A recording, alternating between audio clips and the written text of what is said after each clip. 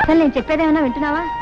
వాకిట్లో కళకళలాడే ముగ్గు పెడితే లక్ష్మీదేవి కిలకిల్లాడుతూ లోపలికి వస్తుందట. ఆడపిల్లలు ముగ్గు పాలతోనే ముగ్గు పెట్టడం నేర్చుకోవాలి. పుస్తకాలకే ఎప్పుడైనా చదువుకోవచ్చు. పొద్దున్న లేచినప్పటి నుంచి నన్ను సాధించడం తప్ప వేరే పని లేదా నీకు? అసలు ఇప్పుడు నేనేమన్నాను? ఏదో మాట వరుసగా చెప్తున్నాను. వెనకటి కొత్తగా పెళ్ళైన పెళ్ళావా వాల్జడేసుకో అంటే నాకు రాదు, నువ్వే వేసి పెట్టు మగడా అందట. డబ్బా కాస్త నోరు మూస్తావా? ఆ పని నువ్వే చేసుకో. అమ్మ జ్యోతి, ఓసారి ట్రావే పాలు తీసుకెళ్దు గాని. అన్ని పనులు నేనే చేయాలా? ఆ పాలేవో దాన్నే తీయమనొచ్చుగా. దానికి ఏం చేత అవుతుంది? నా తల్లివి కదూ, రామ్మా తొందరగా. సర్లే. ఓయ్, మధ్యలో ముగ్గులలా వదిలేయకూడదు, కొద్దిగానే ఉంది, చుక్కలు కలిపి. సర్లే, నువ్వు వెళ్ళు.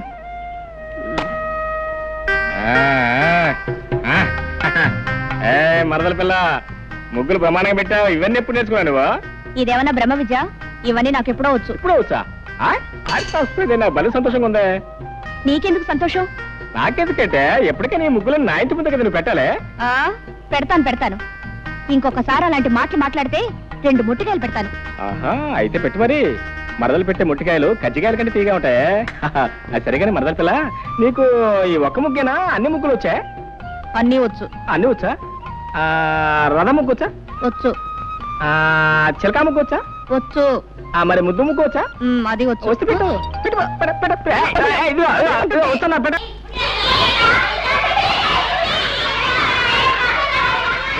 సైలెన్స్. నోరు తినండి, చర్మం ఒలిచేస్తాను. ఈ వంట వార్పు ఎవరి కోసం? మీకోసం, మీ మధ్యాహ్న భోజనం కోసం. ఒక్కరోజు వంట మనిషి రాకపోతే నా ప్రాణాలు పోతున్నాయి కదా. పాఠం చెప్పకపోయినా, వంట చేయకపోయినా ఆ వీడియో వచ్చి నా ప్రాణాలు తీసేస్తారు. అసలే తిక్క మనిషి. గొడవ చేయగానే పాఠం చెప్తున్నాను. రేయ్, ఇదిగో నేను చెప్పింది చెప్పండి. ఉప్పులేని కూర ఒప్పదు రుచులకు. కూరల్లో సరిపడని ఉప్పు లేకపోతే కూరలు రుచించవు. కాబట్టి ఉప్పు వేస్తున్నాను.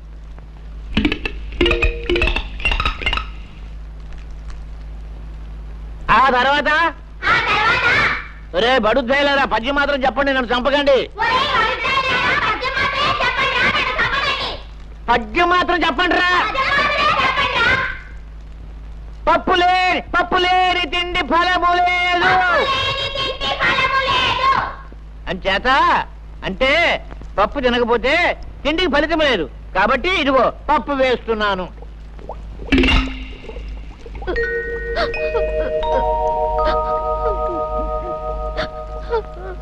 రే, చదువుకోవడానికి పాఠాలు అక్కర్లేదు కానీ భోజనానికి మాత్రం టెన్షన్గా వచ్చేస్తావు. 3 రోజుల నుంచి స్కూల్కు రాకుండా ఎక్కడ తిరుగుతున్నావు చెప్పు. మా అయ్యకి 4 రోజుల నుంచి జ్వరం అండి. కూలి పనికి కూడా వెళ్ళటం లేదండి. 3 రోజుల నుంచి అన్నం కూడా తింటం లేదండి. ఇవాళ బాగా ఆకలేసి పళ్ళు తిందామని వచ్చానండి. మీ నాన్న వేరే జ్వరమా? అయ్యో పాపం. రే నరసింహం, ఏమిట్రా? వేరే గారి ఇంటిలో పోతే 3 రోజుల నుంచి పస్తులు ఉంటున్నారట్రా. వాళ్ళ సంగతి చూసుకో. ఏమండి రాంబాబు గారు? ఏంటో గారు గిరని మర్యాద మొదలెట్టావు? మీరు సాక్ష్యాలు అవి చెప్పి జరిమానాలు వేయించేవాళ్ళు, మేం వేయించుకునేవాళ్ళం. కొంచెం మర్యాద చేసుకునేవాడి మిమ్మల్ని. ఏమన్నా నాకు తెలియక అడుగుతాను, న్యాయం అన్నది అందరికీ ఒకటే కదా? అవును. ఏం లేదు, మీకు 2 మరదలు ఉన్నారు. ఒక ఆవిడ పొద్దునే టిఫిన్ పట్టుకొస్తుంది, 2వ ఆవిడ మధ్యాహ్నం భోజనం పట్టుకొస్తుంది. మీరు టిఫిన్లు, భోజనాలు, గోరుముద్దలు, సరసాలు వగేరా వగేరా చేస్తుంటారు. మరి నేను సుబ్బమ్మ చేతిని పవిత్రంగా పట్టుకుంటేనే నాకు జరిమానా వేయించారే, మీరిద్దరు సుబ్బమ్మల చేతుల్ని గట్టిగా పట్టుకుంటున్నారు. మీకేం వేయించాలండి? ఏం వేయించాలా? మళ్ళీ మా కుటుంబ విషయాల్లో జోక్యం చేసుకున్నావా నిన్ను పచ్చల బద్దలు చేస్తాను, జాగ్రత్త అనుకున్నా.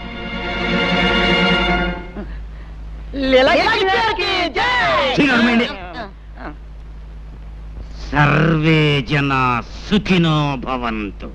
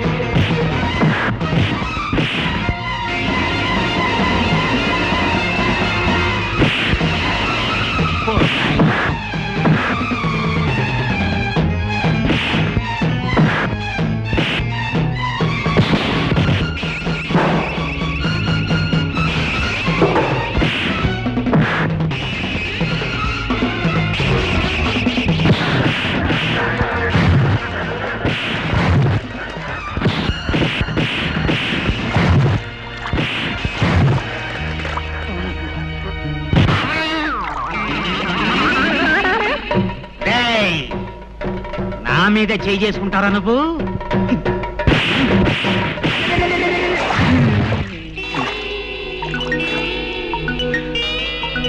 సర్వే జన సుఖినో భవంతు. దొక్క చీరేస్తానే అనుకున్నావు. యారకి రోజు ఉదయాన్నే వచ్చి ఈ పూలన్నీ కోసుకెళ్తావు, ఎవరి కోసం? సగం దేవుడి కోసం, సగం నా కోసం. అలా ఎందుకు? మొత్తం పూలన్నీ దేవుడికే ఇచ్చేయచ్చుగా. పూర్తిగా ఇవ్వమని దేవుడు నన్ను ఎప్పుడూ అడగలేదే. దేవుడు ఏది అడగడు, మనమే అర్థం చేసుకోవాలి. అడగకుండా అర్థం చేసుకుంటే అదొక్కోసారి అపార్థం కావచ్చు. అయినా దేవుడికి పూజారంటే భయం కాబోలు. ఇంతవరకు నోరు మెదపలేదు. దేవుడికి భయం ఏమిటి? సమయం వస్తే పూజారి పిలక పట్టుకొని ఆడించేస్తాడు.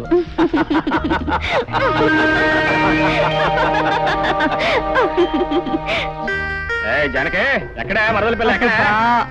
ఏం కొంప మునిగిందని అలా గొంతు చించుకొని అరుస్తున్నావు? అంటే గొంతు చూసుకుని అరుస్తున్నానా? నీకోసం నానా ఇదే నానా అదే ఎంత కష్టపడి గోరింటా తీసుకొస్తే గొంతు చూసుకుని అరుస్తున్నాను. గొంతు గొంతు గొంతు గొంతు. సర్లే, అలాగే అక్కడ పెట్టి వెళ్ళు. ఇక్కడ పెట్టినా? ఇక్కడ పెట్టాను నేను తీసుకొచ్చింది పళ్ళు పళ్ళు రాలకూడదు అనుకున్నాం. ఇదిగో నువ్వేం చేస్తావు నాకు తెలీదు.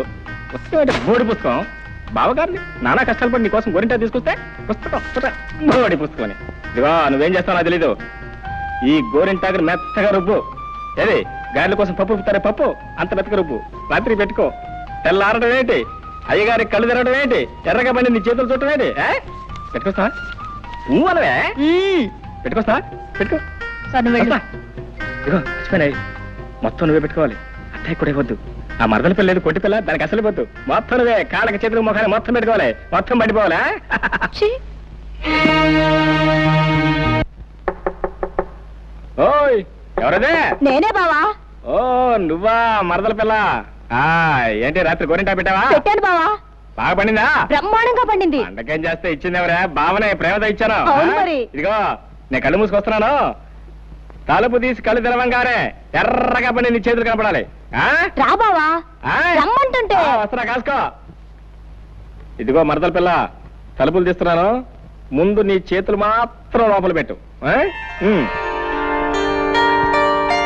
ఆహా ఆహా, బా ఎంత బాగున్నాయి నీ చేతులు, ఎంత బాగా పని. నువ్వంటే? అవును నేనే.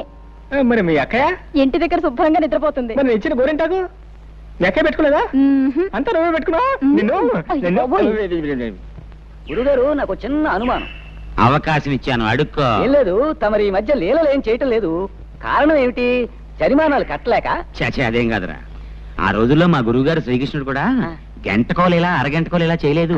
దానికి సమయం, సందర్భం, సెటప్ ఉంటేనే చేశాడు. ఉదాహరణకి చెరులో స్నానం చేస్తున్న గోపికల చీరలు ఎత్తుకెళ్లి పొన్న చెట్టు మీద కూర్చునే లీల మనం చెయ్యాలి అనుకో. దాని చెరువు ఉండాలి, స్నానం చేసే అమ్మాయిలు ఉండాలి, చెరువు గట్టున చెట్టు ఉండాలి, అది మనం ఎక్కడానికి వీలుగా ఉండాలి. దొరికిందిరా కరెక్ట్ గా అదే సెటప్. ఇప్పుడు చేస్తాను లీల, కన్నుల పండుగ చూసుకో. దీనికి ఏదో పెద్ద అందగాడని మొగుడు వస్తాడని సంబరపడుతుంది. కాకపోతే నీకు వస్తాడేంటి బొర ముక్కు నువ్వు? నీకు పెద్ద ఊరుకోండి.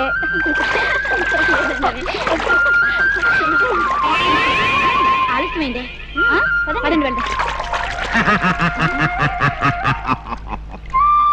ఆడవాళ్ళు స్నానం చేస్తుంటే సిగ్గు లేకుండా కొమ్మెక్కి కూర్చున్నావా కొండముచ్చులాగా? కొండముచ్చును కాదే, లీలాకృష్ణుణ్ణి. ఇవిగో మీ చీరలు. ఇప్పుడు మీరు మీ రెండు చేతులు పైకెత్తి నమస్కారం పెట్టి, హే లీలాకృష్ణ, మా చీరలు మాకిమ్ము, మా చీరలు మాకిమ్ము అంటేనే కానివ్వను. ముందు మీరంతా పైకి లేవండి, తొందరగా.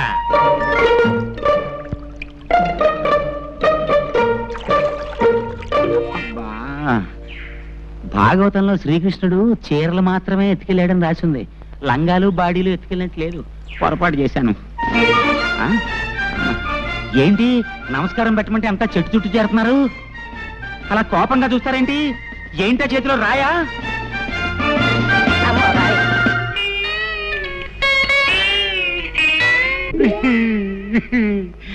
ఆనాడు వస్త్రాపరణం ద్రౌపదికి జరిగింది, ఈనాడు నాకు జరిగింది. సర్వే జన సుఖినో భవంతు. లేటు మురళీకృష్ణ గారు అబ్బాయి లీలాకృష్ణ. ఆగండి ఆగండి.